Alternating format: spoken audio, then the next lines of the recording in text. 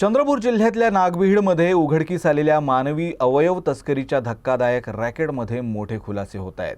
तपासात कर्नाटक राज्य हे या अवैध रॅकेटचं मुख्य हॉटस्पॉट असल्याचं स्पष्ट झालंय। किडनी डोनर आणि रिसिव्हर मिळून 70 पीडितांची ओळख पटली असून तपास यंत्रणा आता या प्रकरणाचा वेगानं पाठपुरावा करतायत। बहुचर्चित रोशन कुळे प्रकरणातील तपास अधिक गडद होत असून मानवी अवयव तस्करीचं जाळं अनेक राज्यांपर्यंत पसरलं असल्याचं समोर आलं आहे। विशेषतः कर्नाटक राज्य हे या रॅकेटचं प्रमुख केंद्र असल्याची माहिती तपासातून समोर आली आहे।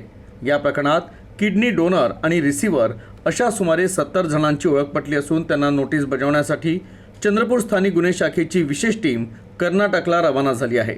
आतापर्यंत 15 जणांना नोटीस देण्यात आली असून त्यांच्या जबाबांसाठी त्यांना चंद्रपुरात हजर राहण्याचे निर्देश देण्यात आले आहे।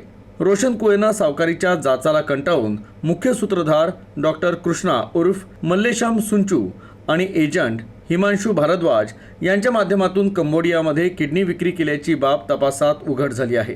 याशिवाय त्रिचीतल्या किम्स रुग्णालयातही किडनी प्रत्यारोपण शस्त्रक्रिया झाल्याचं समोर आलं आहे। त्यानंतर पोलिसांनी डोनर आणि रिसिव्हरचा शोध अधिक तीव्र केला आहे।